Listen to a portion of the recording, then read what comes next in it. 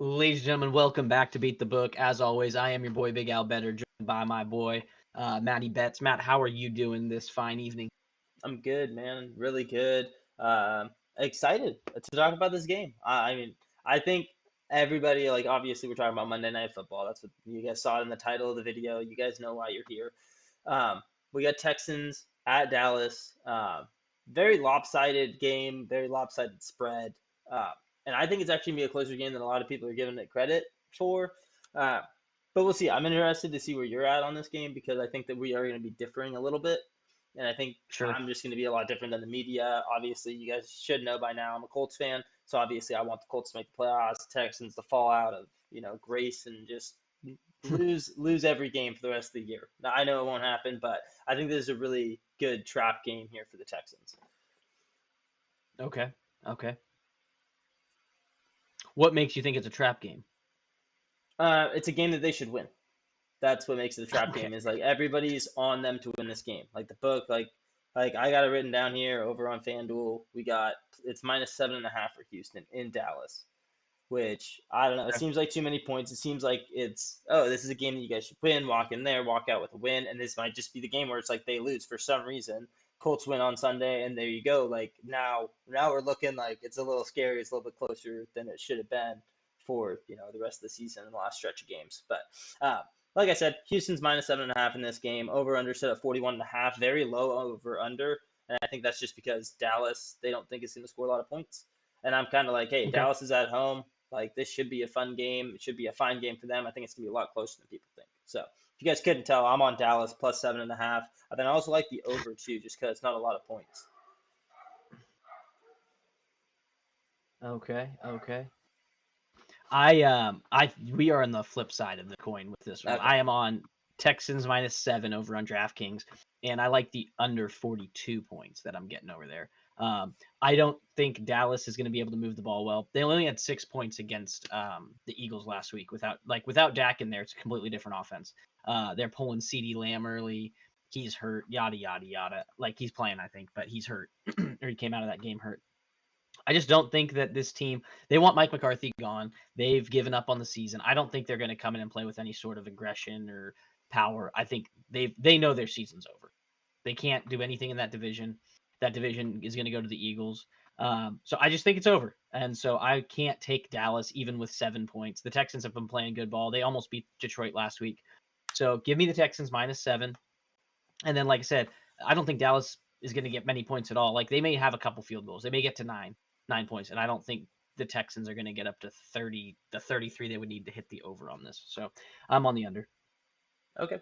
Cool. There you have it. There's your picks for the game. We're both, like you said, opposite sides of the spectrum here. So hopefully, hopefully it goes my way, but we'll see. Maybe you are right, and I need to take my heart out of these games and out of these bets. But I do just feel like it's a trap game for the Texans, and that's the last I'll say about that. But four pick parlays, that's what we're Okay. jumping into next. Four picks from the game, just different props that we like. Take it away, Al. What do you got for me? Okay, so due to the fact I don't think Dallas is going to do much in this game, everyone on my team, or on my team, everyone in my parlay is a Texan. So I've got CJ Stroud to throw for 225 plus passing yards. Nico Collins is back, so I think he'll have better passing numbers.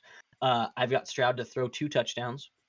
I've got Joe Mixon to rushing and receiving of 125 plus. I don't think Dallas's defense is that good. And Mixon's been eaten. And then I got Tank Dell, 50 plus receiving yards. I think with Nico back, the best corners are going to be shadowing him, and Tank Dell will continue to just get open and do what he's been doing. Okay, That what's pays up, out plus CJ? 800. Okay. Um, it's kind of funny because we are on opposite sides of this game completely, and our No, parlays are actually pretty. Like, what'd you say you had reflective of Stroud that. for? 225? Yeah. Okay, cool. So, is that at his line or is that an alt line? No, I never go look at like really. Almost never go look at his line. That's just an alt line. It's just one of the lines in there. Okay, cool. Okay, well, I'll jump in the line. We got Cooper Rush over 175.5 passing yards. So I took the opposite Was that quarterback. his line? That is his line, is 175, which is a low line. I like taking it for a lot of different quarterbacks, but uh, like I said, I think this is gonna be it's gonna be this is still you gotta understand and remember, and I'll jump back into it so we have enough time for the short and stuff like that. But uh, you got to understand this is the game for Texas. Like this is Texas's game. So, I mean, which team is going to be America's team, Texas's team? So, I mean, we'll see. I like Dallas. Like, yeah, their season might be over, and they might all know that, and the locker room might not be great right now. But I like them coming into this game and actually giving it all they got left, just because it is against the Houston Texans. But yeah, so we got Cooper Rush over 175.5 passing yards. Then we got Cooper Okay. Rush 2+ passing touchdowns. Same Oh thing you did gosh. with Stroud, but we're doing Cooper Rush. We got Jake Ferguson over 35.5 receiving yards. Even if Cooper Rush doesn't throw for a lot of yards, I still think Ferguson's the one guy that does eat. Like you said, CeeDee Lamb's kind of hurt. He's hurting after last game, probably still not fully healthy. Then last but not least, we actually agree on this that the player will do good. But I got Joe Mixon anytime touchdown. And that pays out plus 1,273.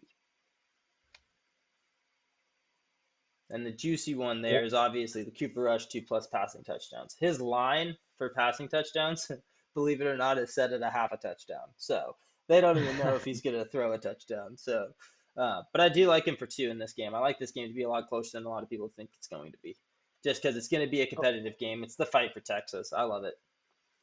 What were the yards for Ferguson again? 35.5 or Yeah, 35? 35.5. That's his line. Okay. He's the tried and true over there. He's the guy that'll get open when nobody else is. That's So. crazy, dude.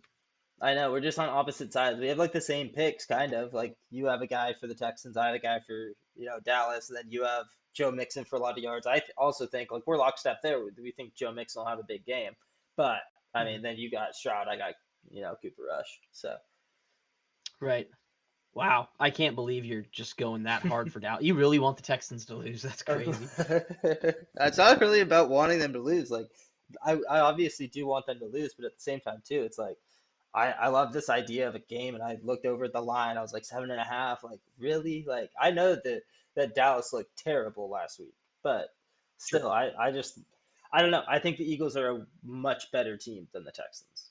So and Okay. and Dallas and Houston don't really play all that often. I mean, Dallas and the Eagles play every year, so it's one of those things where it's like it is always weird and different because it is a divisional game and this game is not. So I like games like this where they don't play every year. It's every like 4 years or whatever that they get to actually play. And the fact that it's in Sure. Dallas, I like that even more. So and I mean Houston looked pitiful last week too. So it's like I mean take that for what you want. But I mean Houston did not look good in that game. They should have blown out the Lions and they did not. They let Goff through what 5 picks and still Yep. won the game. So it's like I don't Yep. understand how that happens. But so I think there will be a little bit of like that mentality and that defeat, like how Sure. bad that has to feel for that Houston team. I think that's going to kind of Sure. carry over a little bit, bleed into this game, and yeah. Okay. Mhm. Okay. There is logic behind it. It's not just I want the Texans to lose, so I'm fading them completely. But it I mean, is. I don't get the logic. I don't get the logic behind Cooper Rush for 2+ touchdowns. That feels like just, hey, I need something to juice this parlay. It's But mainly just because of the talent that's on Dallas. And I okay. get that last week that was his first week officially starting. So yeah, Cooper Sure. Rush takes some time, but we've seen Dak go out before and then still win games with Cooper Rush. So it's not like Cooper Rush is incompetent. I think he just had a bad week, and the books obviously think that he is terrible and garbage. So you're getting a lot of boosted numbers on a lot of these picks for Cooper Rush and just Dallas in general, just because they think that Cooper Rush is washed and terrible and bad because the first time that we saw him was last week and he looked awful. So Right. Mhm. But you get a whole entire week of going to practice, watching film, practicing, and knowing that you're the starter. I think it'll help them. Okay. With that being said, let's hop into the touchdown scores. We always try to give you guys a couple touchdown scores we like from the game. Matt normally comes with 4 or 5. He has a reach in there. I come with 3 every time, except for some games that I think are going to be high scoring. Then I'll throw a 4th in. But for the most part, I keep it to 3. I'll just hop into mine real quick, and then Matt can take it away with all the rest of his. I've got Nico Collins in his return at plus 120 over on DraftKings to score a touchdown. I've got Joe Mixon at minus 175. He's been really good since he came back from his injury. And he's just been a stud. And then I got Tank Dell at plus 230. I've got all Texans. Like I said, I don't trust anybody on Dallas' side. And I can't even trust like CeeDee Lamb. And I want to trust CeeDee Lamb because I think CeeDee Lamb's incredible. But I can't even trust him because I don't trust their quarterback. So, yeah, Tank Dell at plus 230. He's been getting in the end zone without Nico Collins. So with him back, I think that just boosts him, not boots him. And then Collins and Mixon at minus 175 and plus 120. Yeah, those are the three I've got. Yeah, you say that you don't trust CD Lamb, but over here we do trust CD Lamb. He's too good to not trust. He is the number one guy over there, and still like a top 5 receiver in the league. So we got CD Lamb. We like him a lot at plus 230. Like I said, lines are getting boosted. Anytime I'm getting CD Lamb for Fucking plus 230, 230. yeah, you're getting Yeah. plus 230 on CD Lamb. It's insane. I'm taking that 9 times out of 10. That'd be like getting Justin Jefferson for plus 230. It's a no brainer. You bet it. You don't care. If it doesn't hit, you're like, okay, well, I'm going to bet this every single time that, CD Lamb is at plus 230. It's too much money for too good of a player. I love it. We also have Joe Mixon, just like you do. You're actually getting Have a to. slightly better. He's a minus 180. Then we got Rico Dowdle at plus 155. Texans defense is good. Their secondary is, in my opinion, stronger than their run defense. It's not like their run defense is bad. It's still a good run defense. Their defense is good. But I do like Rico Dowdle to be able to get in the end zone. And then our reach pick is Jake Ferguson. Like I said, numbers are juiced, okay? Number one tight end on Dallas. He's had a pretty decent year, I think. It hasn't been great, hasn't been terrible. Um, Sure. do you want to take a gander or a gamble, I guess we should say on this show? You want to take a gamble on what Wager. you're getting? Yeah. Plus 235. It's my reach of the week. It's my reach of this game, and he's sitting at plus 450. Wow. Is that not just insane, dude? I'll That's take that bet massive. 9 times out of 10. I'll bet that. If it doesn't happen, I'll still bet it again next week. So we'll see how it goes this week. I think that all of these numbers will be different. I think CD Lamb will be back to like a plus 100 next week. Okay. Okay. What was the number on Dowdle? Dowdle's at plus 155. 55. Okay. So Lamb, Mixon, Dowdle, Ferguson. Yep. So we got So you literally, three Dallas and one. dude, Texans. this is the complete. So hey guys, if you're Yeah. watching, if you're on the Texans, I got your parlays and your touchdown scores, and if you're on Dallas, If Matt's you're got still a you covered. Dallas fan, which I know that we got a lot of those here, I mean, they are America's team, by the way. Wow. And you're getting just really, really juicy numbers here on everything Dallas. I love it. Dallas fans love it. Houston Texans fans, They don't love it. you They guys are don't like, love it. this They want makes to burn the sense. Yeah, team. our team's so good. It's like, you guys are about to get embarrassed on Monday Night Football and lose this game. And everybody's going to wonder why. Oh gosh, dude, the books are Oh trying to my kill me right goodness. now. They're trying to make me choke on my own words. Yeah. Gosh, No, the books are happy that you're betting because they're like, we just gotta steal this kid's money. I don't know about that, dude. I feel like I might be making out like a bandit this weekend, but we'll see. All right, ladies and gentlemen, well, thank you for tuning in. Should be a boring game, I think. Matt thinks it might be a little more exciting. But we do appreciate you guys for tuning in. Matt, you got anything else to say to the fine people before we sign off here? Nope, just as always, protect the bag, beat the book, and keep coming back. We love having you guys here. Hopefully, you guys love watching us. Subscribe, like, comment. We want to interact with as many people as we can. If you guys make a comment, we'll respond to it. That's what we do here. We like to engage. We love the engagement. But yeah, other than that, we'll see you guys for week 12, Thursday Night Football.